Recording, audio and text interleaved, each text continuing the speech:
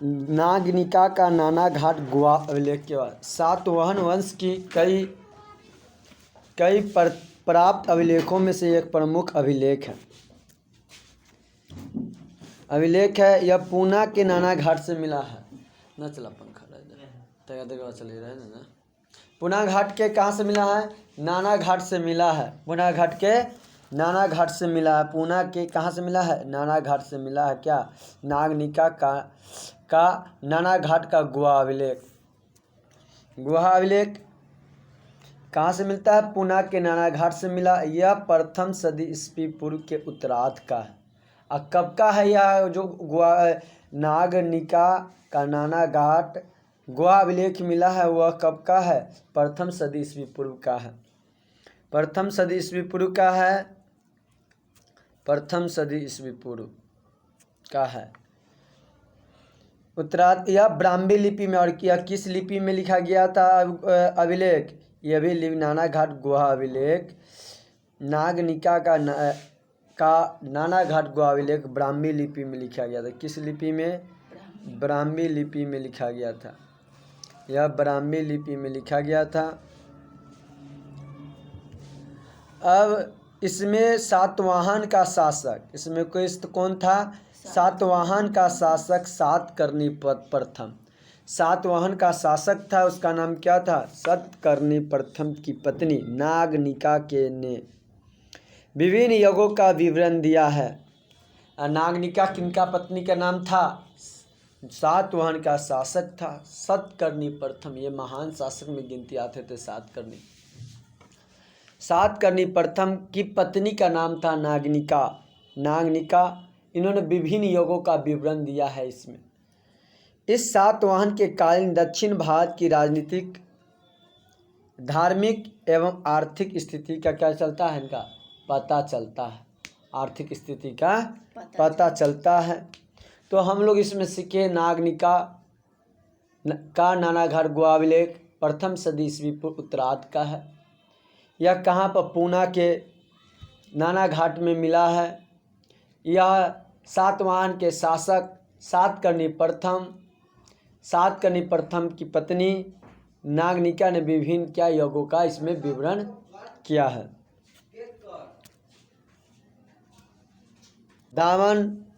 रुद्र दामन का जूनागढ़ अभिलेख। यह क्षत्रप रुद्र दामन का ब्राह्मी लिपि में जूनागढ़ के अभिलेख एक अत्यंत महत्वपूर्ण अभिलेख है। जूनागढ़ का जो गुजरात में अभिलेख है, यह भी एक क्या है? महत्वपूर्ण अभिलेख है।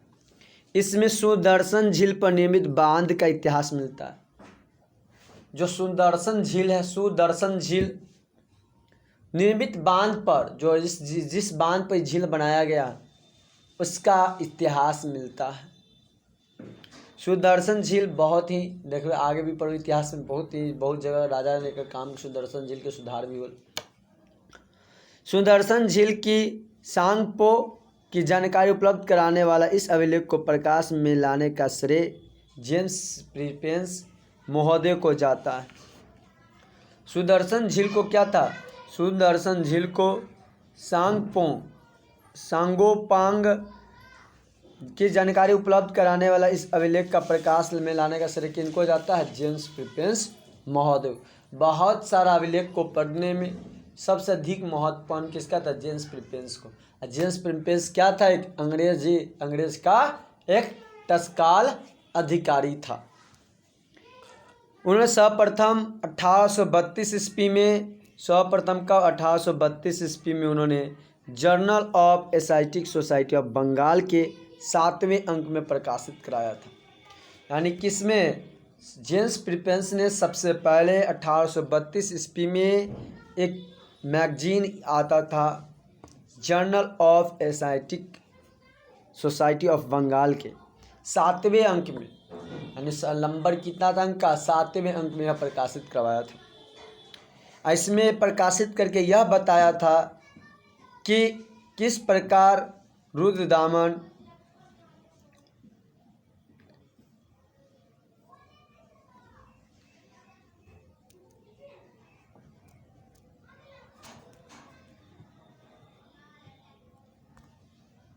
किस प्रकार रुद्रदामन के प्रांतीय शासक सुविशाख ने सुदर्शन बांध का पुनः निर्माण करवाया था। जो सुदर्शन बांध था उसको फिर से निर्माण करवाया गया था। सुदर्शन बांध को फिर से निर्माण करवाया गया था।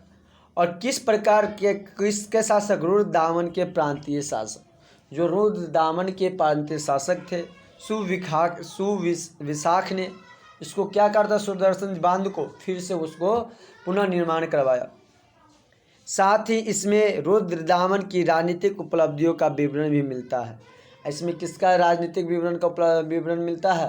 राजनीतिक विवरण उपलब्धि रुद्रदामन की राजनीतिक उपलब्धि की विवरण को मिलता है। यह किस ईस्वी का था? यह 150 ईस्वी का था।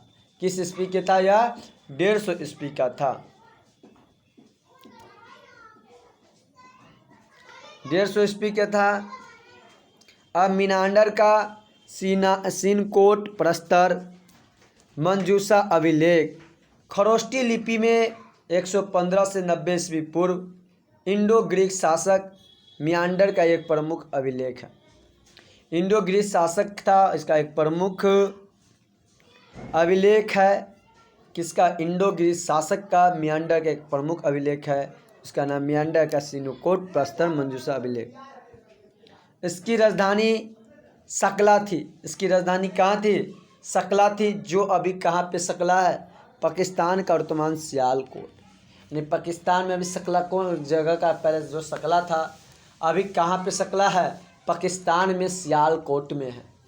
जो सकला है अभी पाकिस्तान के सियालकोट में है। और मियांडर का सिनकोट का प्रस्तर मंजूषा अभिलेख किस लिपि में लिखा गया था? तो यह खरोष्टी लिपि में लिखा गया। और कुछ सारा ब्राह्मी लिपि में पढ़े थे हम लोग कि बहुत सारा अभिलेख ब्राह्मी लिपि में भी लिखा गया है। यह लिपि जो मियांडर का सिनकोट प्रस्तर मंजूषा अभिलेख था वह किस लिपि में लिखा गया है? खरोष्टी लिपि में लिखा गया।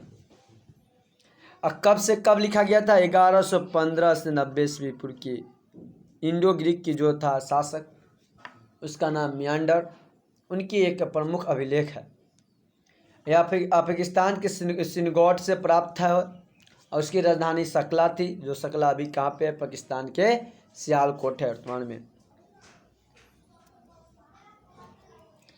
अब गंडुफर्निस का तख्त ए ब्राह्मी प्रस्तर का अभिलेख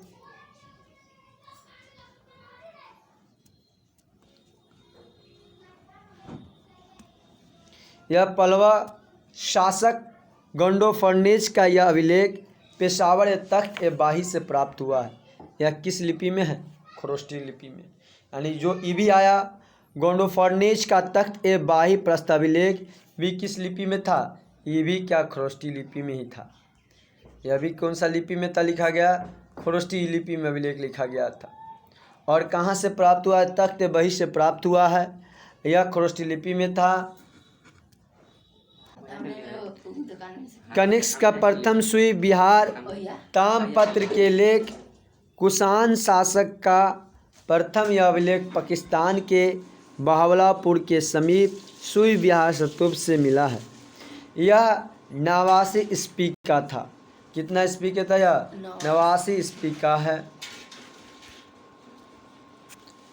क्या है? एवं खरोष्टी लिपि में आई भी क्या था? खरोष्टी लिपि में था। किस लिपि में था? यह खरोष्टी लिपि में। किस लिपि में था? खरोष्टी लिपि में भी लिखा गया था। किस लिपि में? खरोष्टी लिपि में यह लिखा गया था। इसमें कनिष्क के कालीन धर्म की जानकारी मिलता है। और कनिष्क के जो कालीन धर्म की जानकारी मिलता है किसमें? कनिष्क की प्रथम का सुई विहार ताम्रपत्र अभिलेख लेख में।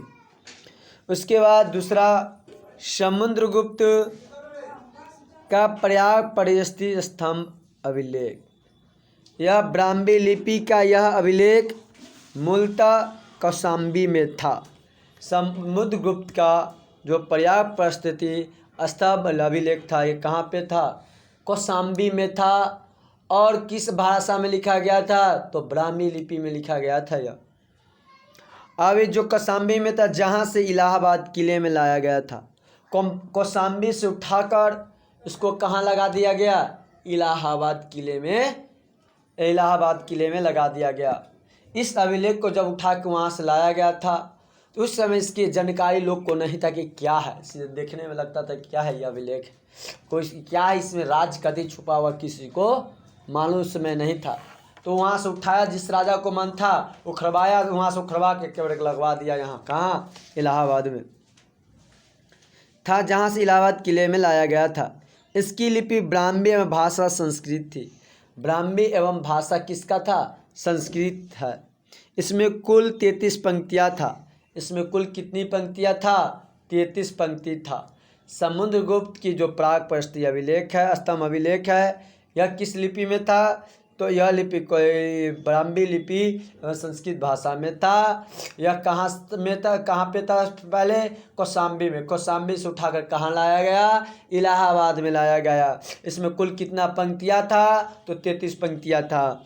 इसमें गुप्त सम्राट समुद्रगुप्त के काल के बारे में 335 से 376 ईस्वी का जीवन चरित्र, उनकी उपलब्धियों का विवरण है।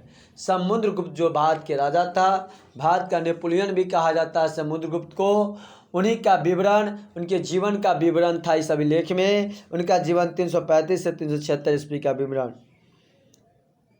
उनका चरित्र का विवरण। इससे समुद्रगुप्त के कुमारमत्ते एवं संधि के विग्राहिक हरिसेन नामक कवि ने 350 ईस्वी में उत्कीर्ण करवाया। हरिसेन महादंडपाणक धुरभती का पुत्र था। हरिसेन किसका पुत्र था? हरिसेन पुत्र था महादंड नायक धुरभती का पुत्र था। यह कौशाम्बी में अशोक स्तंभ पर अशोक के लेख के नीचे उत्कीर्ण है।